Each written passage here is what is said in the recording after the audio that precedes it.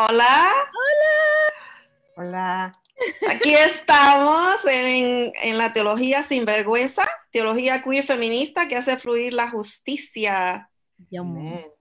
Ya, esta mañana nos encontramos, además de la Reverend Sex Alba Onofrio y esta servidora, Liz Valle Ruiz, nos encontramos con la Reverenda Rina Ramos y vamos a estar comenzando un ratito en su llamado a la teología queer feminista. Y como siempre, estamos preguntándole a nuestra audiencia cuántas personas ustedes conocen que son cristianas y que viven sin vergüenza como de ser queer y feministas. Casi no se escucha de nosotras, pero sí existimos, estamos por todas partes, luchando en la academia, en las iglesias, en las casas y en las calles. Luchamos por nuestras comunidades y por nuestras propias vidas. No somos machos, pero somos muchas. Ajá. Somos queer feministas sin vergüenza de tener fe. Somos teólogas sin vergüenza de ser activistas. Somos las sinvergüenzas. Le sacamos el jugo de la Biblia para producir teología queer feminista que refresque la lucha y que haga venir la justicia. En cada episodio encontrarás teología bien jugosa, como agua de papaya. ¡Chúpatela! Entonces, con eso, bienvenida, Rina. Gracias, qué bienvenida. Yo quiero agua de papaya. ¡Yes! Y también quiero que me digan sin vergüenza. Ha sido una meta de vida poder llegar a ese título. Pues es una de las preguntas que estamos discutiendo, ¿verdad? Como si te identifica con la idea de una sinvergüenza y si sí, ¿por qué sí o por qué no? Ya, sí, pues sí me identifico con la idea de ser sinvergüenza, porque yo creo que la sinvergüenzura es como una rebeldía, es como una resistencia al colonialismo que nos han dicho que debemos de ser de tal y tal forma y ser tan educados y tener esta rigidez de ser. Entonces, al ser sinvergüenza, podemos ser completamente libres. Yo quiero ser sinvergüenza toda la vida. ¿Y cómo te ganaste el título? ¡Ay! Luchando mucho. Pues me lo gané, yo creo, irrumpiendo, primero con mi propia rigidez espiritual, porque yo fui una persona que a los 14 años, después de haber salido de El Salvador y llegado a Nueva York, me convertí en una cristiana fundamentalista, conservadora, y desde esa edad muy joven empecé a tener una teología de condenación hacia otros y juzgaba mucho a la gente y me juzgaba yo. Entonces, la primera liberación fue interna. La primera liberación fue decir, yo no puedo seguir condenándome por ser una mujer lesbiana, yo tengo que salir. Pero eso tomó muchos años y tomó mucho sufrimiento. Entonces, ya saliendo yo de mi propia cárcel, de mi cárcel interna, ahí es donde yo empecé a ser sinvergüenza. Sí, las sinvergüenzas, porque realmente como todo el propósito de este podcast y ahora este Facebook Live es para ayudar a nuestros compas y compes en todo el mundo que habla español, que nos enseñe que solo hay una manera de pensar, solo hay una manera de ser una persona con ética, moral, una persona buena, según los ojos de Dios, según la Biblia. Parte de ese podcast es para poder conversar con otras personas que tienen la formación teológica como pastora, como de la academia, como lo sea, así como formado, pero que no acepta esa idea de que solo hay una forma, porque hay muchas feministas, hay muchas luchadoras que como que no pueden encontrarse dentro de la religión ya, porque saben que ese camino que está siempre, que las mujeres tienen que ser tal y tal y tal, no cuadran con su política de ser feministas, de ser luchadoras, de ser personas queer o parte de la comunidad LGBTQI+. Entonces, ¿nos puede contar un poquito de cómo es la teología queer feminista para ti, cómo entra en tu ministerio, cómo entra en tu vida, qué es esta cosa que realmente no se escucha mucho poniendo esas palabras juntas, teología, Claro, queer, feminismo, pero sí, para mí tú representas una persona que no solamente lo cree, pero lo vive en cada célula de tu ser y también de tu ministerio, lo veo en el trabajo que haces. Entonces, tal vez nos puede contar un poquito de cómo es esto y cómo funciona para ti en tu vida. seguro. Pues como dije antes, ¿no? Ha sido un largo caminar porque yo tuve que transformar mi corazón y mi mente de una rigidez religiosa muy fuerte donde yo no podía bailar, no podía ver películas seculares, no podía leer libros seculares, no podía salir de una cajita bien establecida y que yo creía, que yo asumía era mi camino al cielo. Entonces, ha sido todo un largo caminar y yo creo que más que todo pasó, para mí, pasó el poder formarme educacionalmente, ¿no? Mi primera carrera es como abogada. Yo cursé la carrera de abogada en Nueva York, en Long Island. Liz Y también, No ¿verdad? en sí, New York, en Puerto Rico, pero sí cursé la carrera de mire, abogacía. pues, Yeah. colega. Y entonces esa formación fue abriéndome el mundo porque yo tenía que empezar a relacionarme con otras personas que no eran solamente de iglesia y a tener otras conversaciones que no solamente eran de iglesia. Y De los entonces, pecadores. sí, sí, sí, el mundo me tocó. Pero eso fue abriendo mi mente y mi corazón y la gente empezó a tener un poco de paciencia cuando yo les decía, eso es pecado, y esto otro también pecado. Y lo terrible de vivir en el miedo de que todo es pecado es que vives una vida muy pequeña, una vida muy reducida. Y entonces, o sea, eso llevó a mi propio despertar, pero luego me llevó al seminario y luego a buscar la ordenación. ¿Por qué? Porque yo pensé, hay mucha gente buscando un lugar donde su fe pueda ser una fe más extensa. Yo necesito ese lugar. Va a haber otra gente que necesite ese lugar. Aquí Entonces, estamos. Aquí aquí está. estamos. Y yo sabía que en el norte de California no había una iglesia que hablara español, que tuviera una teología progresista. O sea, podían haber muchas Main Street, iglesias uh, English speaking, y eso sí lo hay. Está la MCC, tú las puedes nombrar, hay muchas, pero no en español. Entonces, la tarea que yo sentí de Dios, la tarea de que era mi llamado, era crear esa iglesia. Y eso fue cuando una muy buena amiga, Carla Pérez, y yo cofundamos Ministerio Latino en diciembre del 2011. Y lo hicimos en una sala de una familia guatemalteca que andaba en búsqueda de la fe esa extensa y abierta. Y ahí empezamos a reunirnos una vez al mes hasta ahora que ya tenemos un espacio en una iglesia, ya somos un poquito grandes, no muy grande, 10, 15 personas, pero luego se nos unen más a través del tiempo han pasado mucha gente por ahí. Hemos tenido los primeros bautismos de personas trans para que adopten su nuevo nombre, su identidad, para que sean plenos como Dios les ha creado.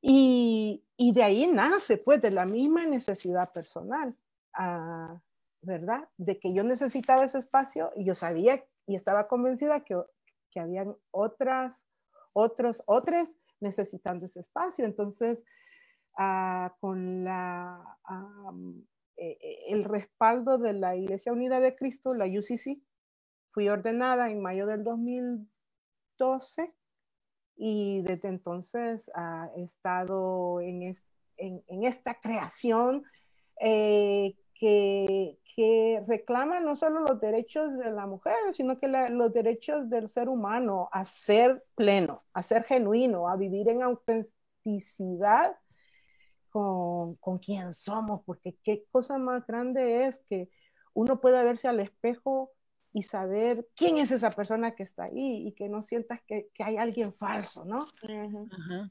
Dos preguntas rapiditas. ¿Por qué dijiste otras, otros y otros? ¿Y dónde Sí. en el mundo está esta iglesia que estás hablando? Ah, ya. Sí, esta iglesia de la que estoy hablando, este lugar bien bonito y maravilloso, está en Oakland, California. Y vamos Pero a tener... ahorita está en el web y vamos Sí, a tener ahorita está en el la semana que viene que está abierta a otras personas, ¿verdad? Sí, exacto. Está exacto. El viernes 10 a las 10 de la mañana, hora Pacífico, en colaboración con Reverende Alba Onofrio y Soulforce, vamos a tener un servicio de Viernes Santo. Ah, ¿Y de qué, por qué O3? Porque el lenguaje tiene mucho poder y nosotros sabemos que el lenguaje nos puede esclavizar. Y nosotros queremos ser inclusives adoptando lo que ya se adopta en Latinoamérica, que es para tener un pronombre que es inclusivo de género y que no se adapta al sistema binario masculino-femenino, porque hay personas que no existen en el sistema binario, hay personas que existen en la maravillosa ambigüedad, que también es divina. Entonces se agrega la E a las palabras, a los verbos, para tratar de hacerlos neutral en cuestión de género. Y a mí me parece que como viene de Latinoamérica, es mucho más fácil para mí, que soy latinoamericana, adaptarlo que la X, porque la X, Latinex, es que suena muy forzado en el español, pero el latine, hermane, eso pues, se puede rodar por la lengua y sale más facilito. Entonces, yo siento que es bien necesario popularizarlo. Gracias. Mira, déjame darle un saludito a la Iglesia Presbiteriana de Cuba, en Cuba, que nos escribió, Liz Elaine nos escribió, que su conexión no es buena para vernos en vivo, pero están saludándonos, así que esperamos que nos puedan ver y puedan escuchar la grabación, o por lo menos cuando salga el podcast, finalmente, varios meses desde aquí. Y para nuestra comunidad en Cuba es Viernes Santo a la 1 de la tarde. Para que si pueden ver cómo hacerlo. ¿Pueden decir el URL? Sí, deja ver, lo comparto en el chat para que así ustedes lo puedan sacar. Ahorita lo comparto en el chat. O puedes estar en contacto con uno de nosotros y podemos mandar el link para que no hay personas aquí en el salón que no queremos si publicamos. Muy bien, para que sea una entrada privada. Muy bien, entonces yo lo mando a Jazz. Pues, y a ustedes. Sí, sí. Reina, tengo que decir que dijiste una iglesia progresista, pero realmente lo que estoy escuchando es radical. Usándolos, porque yo también he estado en esos cultos y no es solamente que usen pronombres inclusivos para las personas, pero también yo he escuchado como nombrando la divinidad con una amplia de palabras que incluye cosas femeninas, que incluye cosas como sin ese sistema binario. Entonces, para mí es radical porque cuando uno dice que uno está bienvenido como las iglesias inclusivas, que realmente no hay muchos, cuando estuvimos en El Salvador encontramos creo una iglesia, también en Costa Rica yo conozco una iglesia, en Colombia encuentro grupitos, pero no iglesia como tal que está 100% inclusiva. Entonces todavía tener una iglesia como progresista que se incluye, que acepta a las personas de nuestra comunidad, es algo progresista y casi no hay, entonces súper importante, pero cuando ya estamos hablando de hablar de la divinidad y de las personas como seres que viene de la divinidad, que estamos hechos en la imagen de Dios, diosa, están usando palabras así. Para mí eso es radical, entonces me interesa que tiene que ver con esa idea de una teología queer, de una teología feminista, de tener un grupo en que realmente no solamente estamos diciendo, pueden venir, pero no está enfocada en que realmente podemos ser auténticas y que representa también un reflejo de la divinidad. ¿No cree?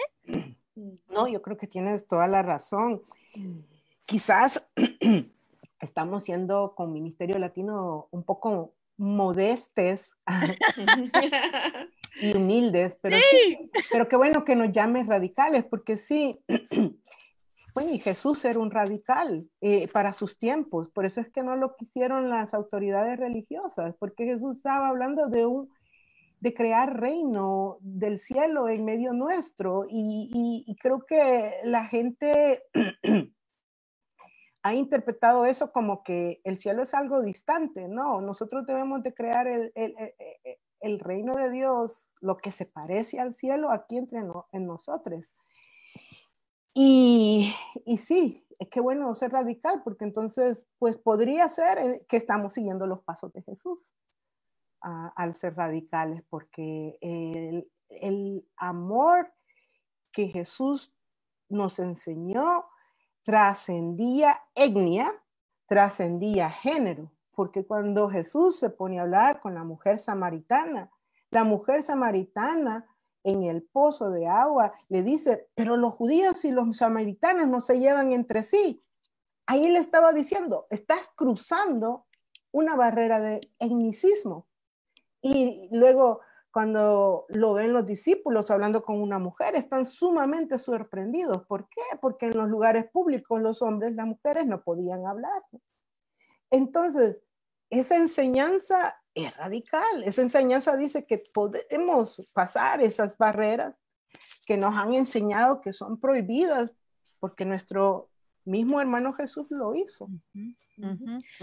Tú acabas de demostrar una manera muy accesible de interpretar las escrituras desde esta perspectiva feminista y queer. Y yo quisiera, porque Alba me dijo que tú eres muy buena en el tema del sufrimiento y de He sufrido mucho.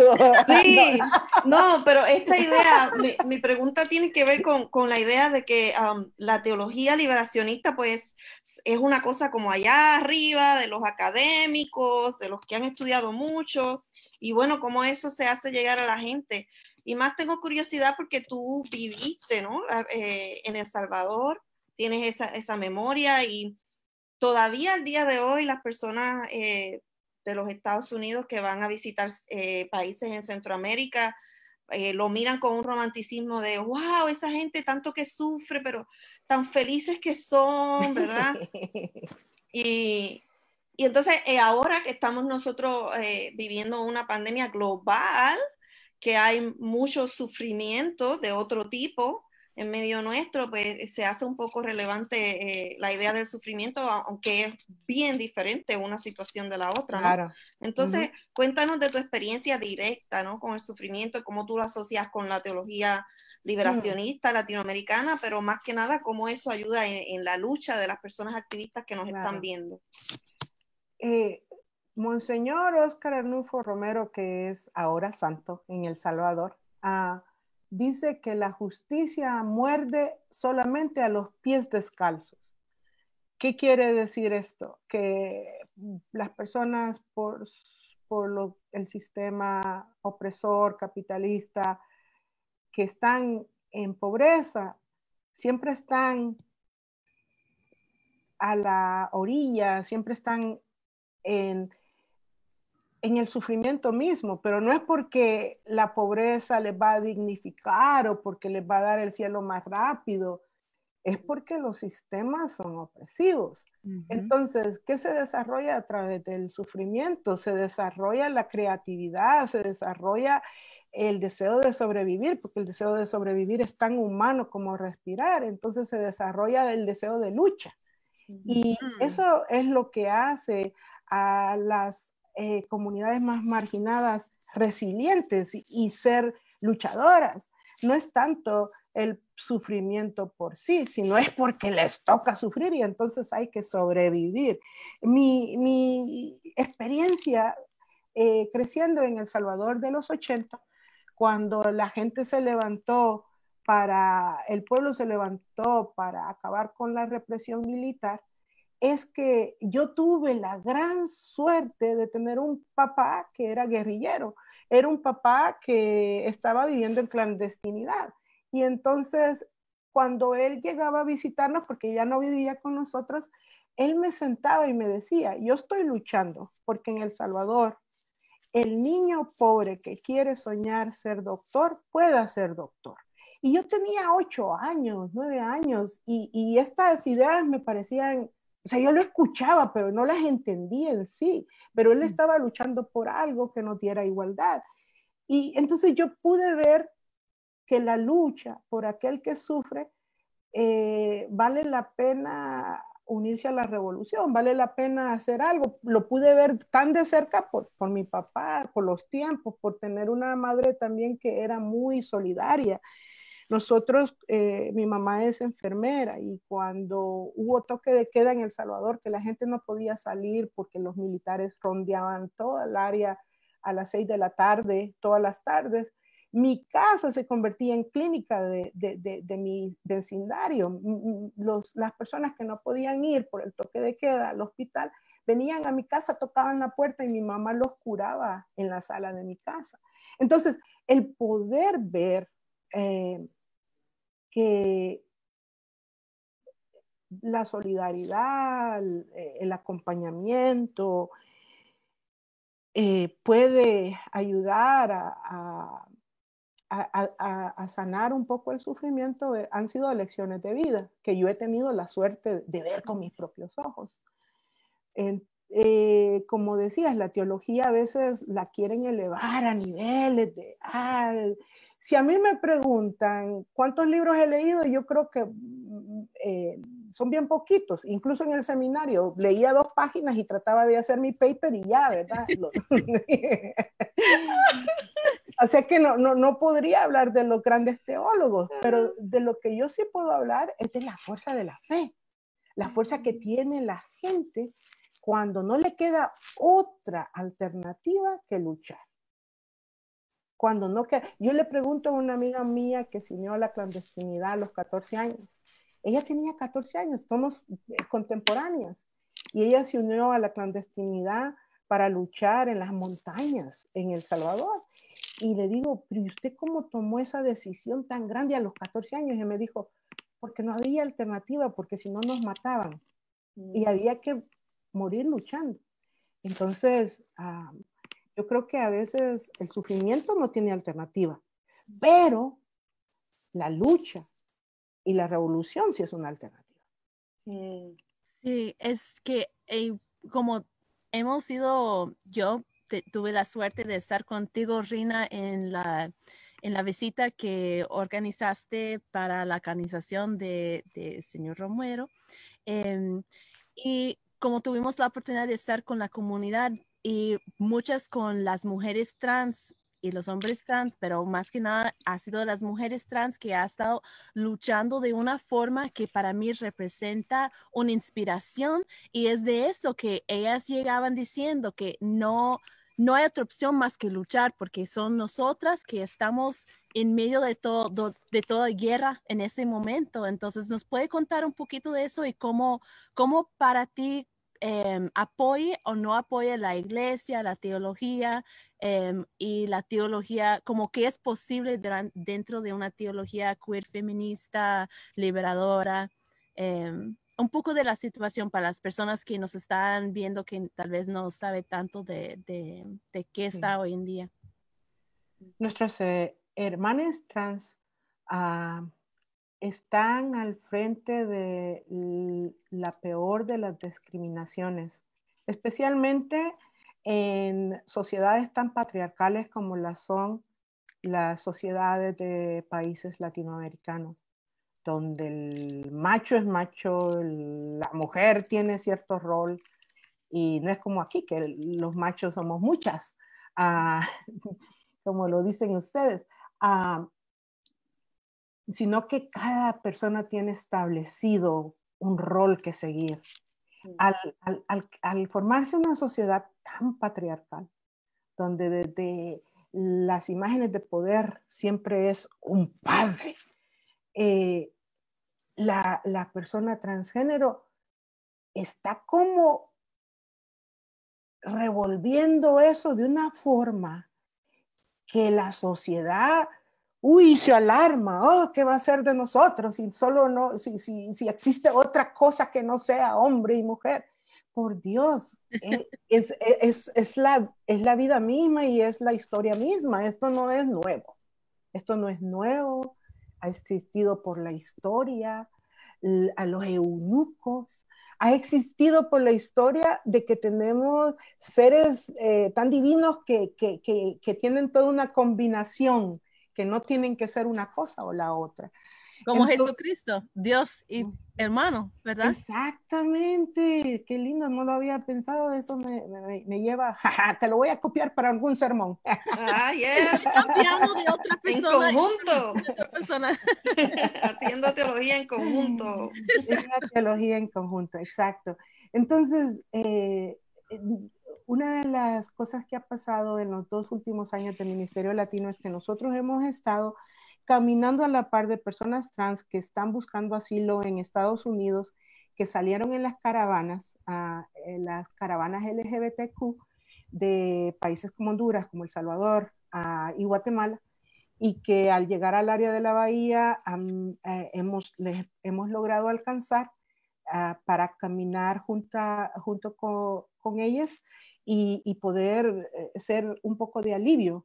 Y yo me recuerdo que en una de las primeras servicios que vinieron unas compañeras trans de estos países, dijeron, a nosotros nunca nos habían recibido así en una iglesia, porque en Tijuana nos quisieron hacernos cambiar a ropa de hombre para podernos dar comida. De verdad, a mí eso me partió el corazón. Que alguien que se llame seguidor de Jesús quiera violentar a otra persona para darle comida y decirle que no es digno o digne, sencillamente como por cuál es su expresión de género, eso es pecado. Eso sí es pecado. Para mí eso es pecado, porque eso nos aleja de la imagen de Dios.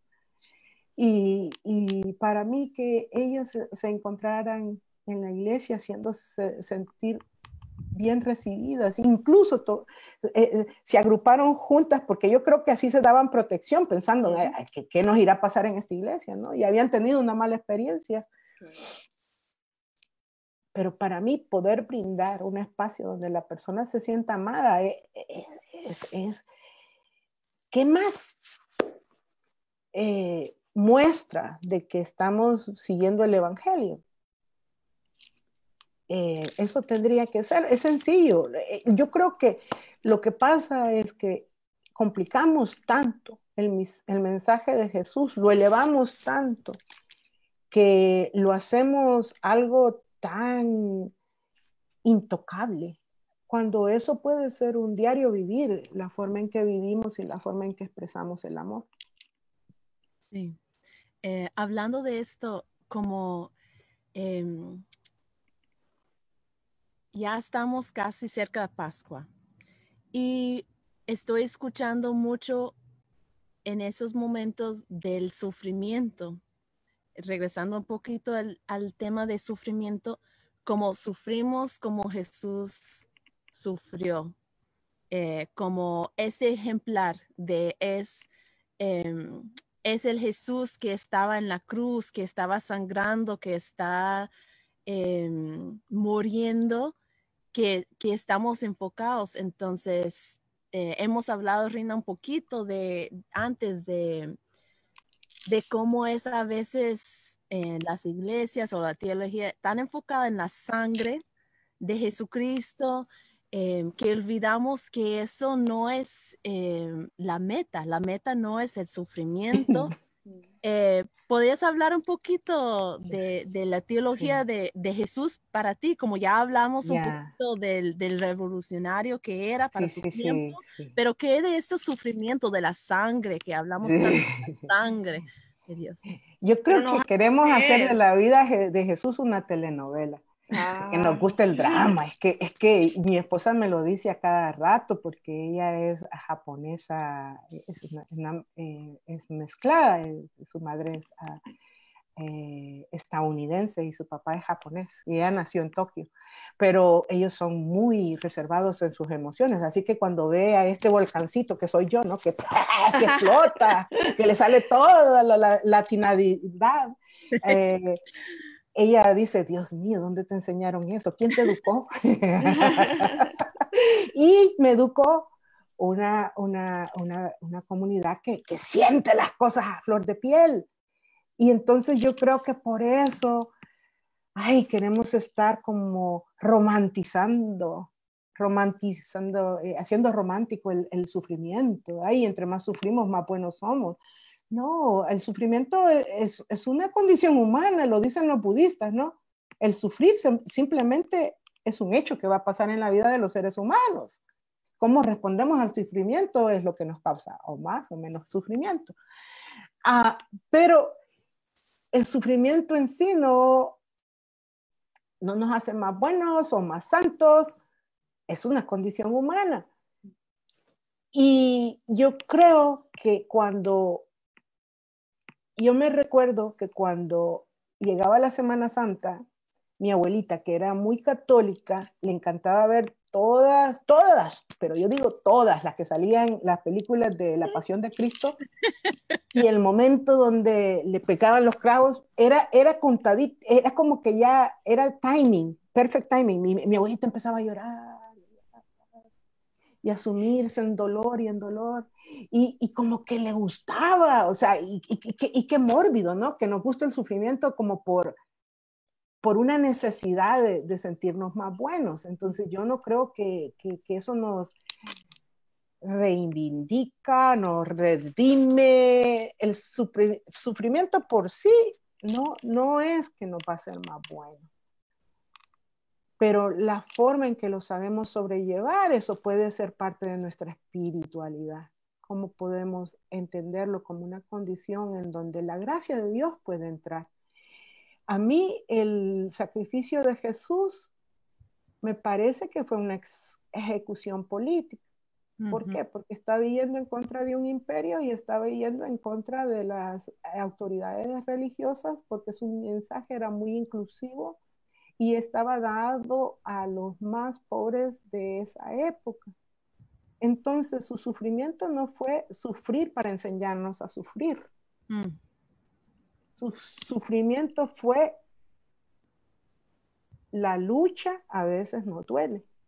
Yo creo que ese es el mensaje, que la lucha a veces nos va a doler, que algo vamos a tener que sacrificar. Y si no estamos sacrificando algo por la lucha que hacemos, entonces pues sí, hay que cuestionar un poco. No es que nos falte el sufrimiento, sino que es por ende que en un mundo como este, algo vamos a tener que dar de nuestro ser para que otros también puedan disfrutar de justicia. Por ejemplo, yo sé que hay mucha gente de mi pasado, de la iglesia bautista a la que yo pertenecía, que oran por mi alma porque me creen condenada y creen que voy directamente al infierno. Y ya no gozo de su amistad de la forma que lo gozaba cuando yo estuve ahí 10 años, era mi comunidad. Y entonces he perdido esas conexiones, pero para mí es un precio que hay que pagar para ser libre y para tratar de ser mejores. Yo estoy pensando en ese texto donde Jesús dijo que aquel que me quiera seguir tome su cruz cada día, ¿no? Y sígame. Porque Alba te hizo la pregunta, ¿verdad? Asumiendo, se nos olvida tal y tal cosa, pero en mi denominación donde yo me crié, ¿no? Me enseñaron, o bueno, más bien en Puerto Rico, en la cultura en general, es que no solamente se asume, se enseña en la iglesia institucional que ese sufrimiento es la aspiración. Y ese es el versículo que usan. Sí, es cierto, tienes razón, y cuesta desligarse de que cuál va a ser mi cruz. Pero porque yo creo que nuestra cruz puede ser la verdad, ¿no? Sí. Predicar la verdad, y al predicar la verdad hay un precio que pagar. Nuestra cruz puede ser luchar por la justicia, y al luchar por la justicia hay un precio que pagar. Y al tratar de ser pastores, no vamos a vivir en opulencia, pero hay un precio que pagar, pero es nuestro llamado. Pero Porque sí, o sea, nos dicen que para la comunidad queer y trans, que nuestra cruz es vivir con nuestras orientaciones, pero no vivirlos. Como yo puedo ser queer, ya aceptan, incluso en la iglesia bautista, como ya aceptan que esto lo tiene como nacimos así, Ni pero la modo. cruz que tenemos que yeah. llevar es de no actuar desde esta posesión, ¿verdad? Entonces, parte de la cosa que quería comentar o preguntar más bien es cómo decidimos en las cruces que llevamos, porque es así, porque en este momento también está con esta pandemia y todo, estamos en la misma, que las personas más marginalizadas son los que están sufriendo más, porque no todo el mundo puede quedar en su casa con todas sus comidas y todo. A veces no tienen casa, a veces tienen que ir a la calle todos los días para ganar la vida, para todas esas cosas. Entonces estoy pensando, ok, a quién es como eso es parte de una vida, de ser un ser humano, y cuál es, no es el cruz que tenemos que llevar, pero es la lucha que tenemos que tomar, ¿verdad? ¿Cómo distinguimos entre esos dos? Sí. Bueno, incluso en esto de tomar la cruz y sígueme, a, a Jesús le ayudaron a llevar su cruz. No la llevó solo, ¿no? Vinieron y agarraron a alguien de la multitud para que ayudara a Jesús a llevar su cruz. Eso también es enseñanza. Tal vez no lo dijo en ese versículo, pero eso también es enseñanza, y es que si vamos a ser tocados por el sufrimiento, vamos a unirnos a otras personas para ayudarles a llevar la cruz y para que nos ayuden a nosotros. Es la única forma de llegar a la libertad. Entonces, sí, como, no sé si la vida nos da la opción de escoger nuestra propia cruz. Yo creo que a veces nos toca, ¿no? Por ejemplo, a veces, ¿verdad? Al nacer en un sector de la sociedad que somos latinos, inmigrantes, y le vas poniendo todos los niveles, no fue una opción. Pero esas van a ser cruces de vida, porque la sociedad nos va a poner en cierto lugar y nos va a dar cierto acceso a los recursos de riqueza, de salud, de todo eso por estar en ese momento. Entonces no creo que sea tan opcional esto de cuál cruz nos va a tocar llevar. Pero aquí lo que sí quizás es opción es cómo llevamos esa cruz de la forma más liviana posible. Porque incluso Jesús dijo que iba a ayudarnos, que iba a darnos al Espíritu Santo y que nos iba a dar a una comunidad de fe para estar junto a nosotros, ¿no? Entonces ahí es donde yo creo que puede haber una gran enseñanza de esto de llevar la cruz, a no hacerlo soles, y a tratar de no verlo como la cosa más grande que queremos hacer es sufrir, ¿no? Sino que, ok, me va a tocar hacer esto, ¿cómo voy como hija de Dios a empaparme de la gracia para poder brindar alegría, paz, bondad, aun cuando me toque sufrir? Porque una de las cosas más trágicas que pasa en el sufrimiento es cuando la persona se amarga. Cuando la amargura llega al centro del corazón y a la persona la hace creer que ya no hay nada bueno, que no hay nadie bueno, que se ha acabado la esperanza. Yo creo que ahí es donde empieza a morir el alma. Entonces, mi oración es que al poder llevar la cruz podemos llenarnos de la gracia de Dios, porque nos va a ayudar, porque no hay que llevarla solas. Y esto es parte de que creo yo que nos enseñan a sufrir, y que es una posesión, no solamente, es un estado de ser no solamente aceptable, pero que uno como en mi iglesia siempre decía, si estás bien, espera un momentito, porque cambia como el clima y ya va a tocar otro sufrimiento. Como siempre enfocamos en el sufrimiento y eso fue el estado más cercano a Dios, porque Jesucristo sufrió. Entonces, para mí, me siento como me enseñaron eso para no, dejarme quieta en mi situación como mujer, lo que sea. Pero entonces, para mí, me da rabia esa idea de sufrir, porque sí hay cosas como la muerte y todo, que todos los seres humanos sufren por el estado de ser un ser humano, partes del proceso, pero es el sufrimiento que no tiene que existir, la pobreza, la falta de comer, la exclusión. Para mí es una rabia escuchar particularmente ese tiempo del año, el sufrimiento, porque para mí es como no, eso es como nos enseña para mantenernos en nuestros lugares y además para dejarnos que no unimos, porque es la soledad por la culpa que nos dice que si no cuadra bien en tu cajita de mujer, de mamá, de no sé qué, ahí si no te quedas es culpa tuya y no es el deseo de Dios. Entonces para mí esa culpa fluye con el sufrimiento para mantenernos pobres, para mantenernos esclavas y cosas así. Entonces, para mí es como,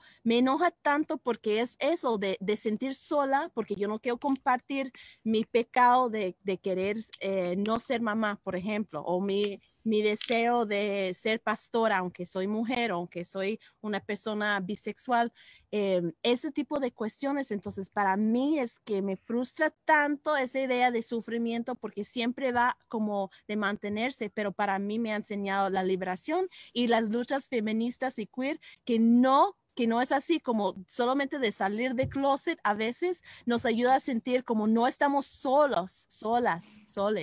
Estamos en grupo y como, no solo pasó a mí, pero a ti también y que juntos podemos hacer eso. Para mí es el ministerio de Jesucristo que nos enseña que hay lucha, que vamos a sufrir, pero hay esperanza, que no, hasta la muerte no es el último palabra, ¿verdad? No es el último escena. Hay más. Y eso nos enseña, ¿no? El sufrimiento como una virtud y por eso es que nos acerca a Dios. Y tus palabras, Alba, me recuerdan, hablando que tú eres experta del Evangelio de lo erótico, el trabajo de Audre Lorde, el poder de lo erótico, cuando lo interpreta una teóloga lesbiana y dice, ¿no? Que ¿cómo le dice ella? El poder de lo erótico vive en un plano intrínsecamente femenino, está muy dentro de uno y lo que le hace es que uno puede saber qué está bien y qué no está bien. Cuando uno está sufriendo, lo que hace es el suprimir esa comunicación con esa intuición femenina que Audre Lorde le llama lo erótico, de saber cuando uno está bien. Es lo que te hace decir, no, este sufrimiento no está bien. Esto no es lo que Dios quiere para mí. Y ahí entonces uno alcanza liberación. Y esta teóloga escribe en su libro, y se me olvidó su nombre, pero ella escribió un libro que se llama God Comes Out, de Dios sale del closet, ¿no? De que la predicación es un acto de Dios salir del closet porque se está revelando la divinidad a la humanidad. Pero ella dice que ese sentido erótico que todo ser humano tiene es Dios mismo dentro de nosotros, diciéndonos cuál es nuestro bienestar, ¿verdad? Yo creo que llevamos mucho rato aquí y quería darle la oportunidad a Rina de que nos diga, ¿verdad? Como unas palabras de despedida a nuestra audiencia, alguna recomendación práctica o palabras de inspiración que tengas para las personas activistas que están escuchando este programa. Una cosita, el nombre de la persona se llama Olive Elaine Hinnett, ¿verdad? Sí, esa misma, gracias. Gracias por buscarlo. Quiere buscar el libro, Dios sale de closet. Sí, gracias. Pues muchas gracias por este espacio. En verdad que qué bonito empezar una mañana de sábado siendo estimulada por pensamientos y teología y el amor a Dios y el amor a la justicia qué cosa más, qué privilegio más grande, especialmente en estos momentos donde tenemos que estar en nuestras casitas. Pues para mí les agradezco a Soulforce y a los sinvergüenzas, a las sinvergüenzas, por Aquí este estamos. espacio y por Aquí ser estamos. parte, porque me siento muy orgullosa de ser sinvergüenza. Y quizás entre las cosas que quiero decir es que en estos momentos hay que tratar de ser bien bondadosa con nosotros mismos, porque tal vez no podemos ser lo más productivos que el sistema capitalista quiere. Quizás no estamos produciendo escritos o trabajo o esto o lo otro porque esta pandemia nos tiene paralizados por el miedo, por la zozobra, por la incertidumbre. Y está bien no ser máquinas. Está bien no ser personas que están produciendo ahorita porque hay que producir, porque a eso nos ha enseñado la sociedad. Está bien descansar. Está bien tener espacios donde nuestra mente sencillamente está cansada y se pone en blanco porque nos sentimos agobiados, agobiadas, agobiades, y sentimos ese peso del dolor del mundo, de los que son más pobres y que no tienen opción de quedarse en casa.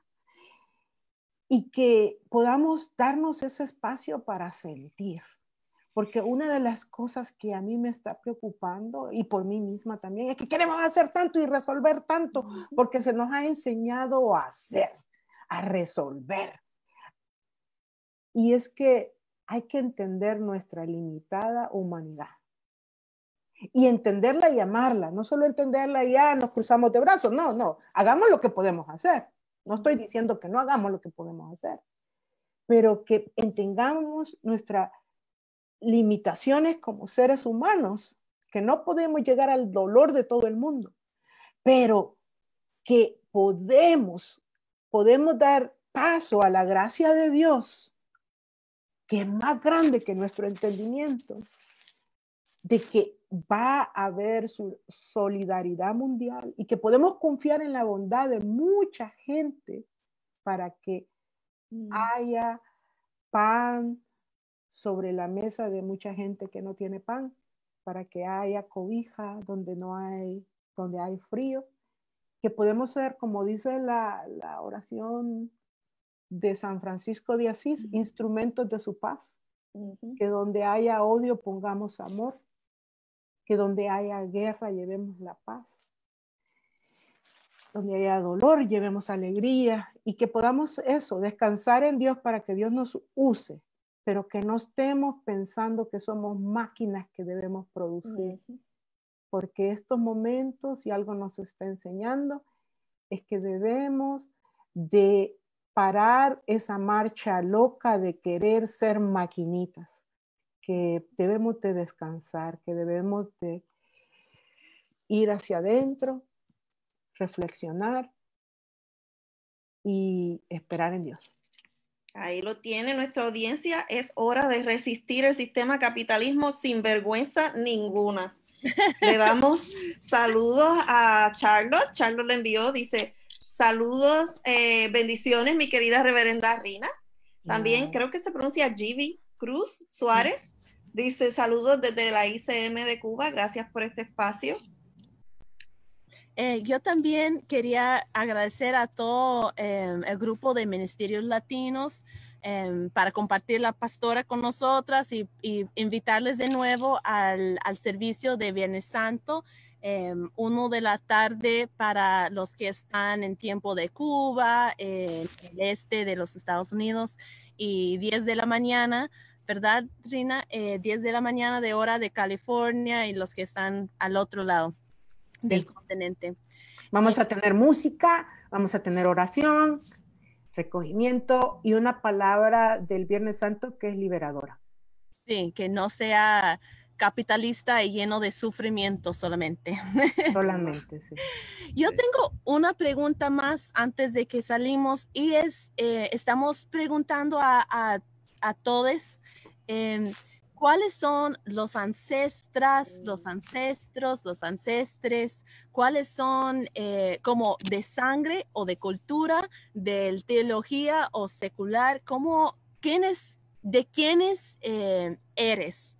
Y cuando uno piensa, porque muchas de nosotras y nosotros hemos escuchado como solo hay un camino y eso incluso influye en lo que aquí tenemos acceso. Entonces siempre estamos buscando cuáles son las fuentes de vida que nos llega a las personas que hemos logrado pasar de una teología como muy restrictiva a una teología queer feminista. ¿Cómo es? Puede ser cualquier tipo de ancestre, pero que nos comparte un poquito de quiénes son esas personas, esos seres. Sí. Pues Monseñor Romero, definitivamente, yo tuve la suerte de estar presente en una homilía en catedral cuando él estaba presidiendo. Mi mamá nos llevó y yo no recuerdo en sí la homilía, lo que sí recuerdo es que la catedral estaba llena de gente y que cada vez que él decía una palabra, la gente irrumpía en aplausos y se paraba, porque lo que él estaba diciendo era algo que le llegaba a la gente. Entonces eso lo presencié a los 10 años y no sabía que estaba viviendo un momento histórico. Entonces para mí me llena de mucho orgullo y de mucho poder saber que vengo de un pueblo que desde el púlpito se predicaba justicia. Y luego también la guadalupana, la Virgen de Guadalupe, que es la Virgen Morenita, que yo creo que representa a un pueblo que estaba olvidado, marginado, que no se le quería entender y que al levantarse hizo ver a los blancos que eran unos tontos porque no querían creer en ella. Sí, las personas que están escuchando esto en podcast no se puede ver, pero atrás de la pastora Rina Ramos hay una hermosa cosa que parece pintado, ¿verdad? De la Virgencita Guadalupe que tiene los ojos abiertos, que tiene esos colores brillantes que para mí representa la lucha y la fuerza del pueblo, ¿verdad? Tiene un vestido azul con un manto verde y estrellas rosadas. Alrededor tiene una aura amarilla con también destellos de luz rosados también. Su resplendor fuertísimo de rojo de poder, ¿verdad, Rina? Sí. Así es. Oh, rojo, ok. Yo lo vi rosa, que me encanta rosa. Y femenino, porque Muy femenino. la fuerza creadora es femenina. Sí. Bueno, te damos gracias, Rina, por tu tiempo Gracias hoy. a ustedes. Invitamos a todas las personas que nos escuchan a que esperen nuestro próximo episodio para que conozcan otra teóloga descaradamente activista.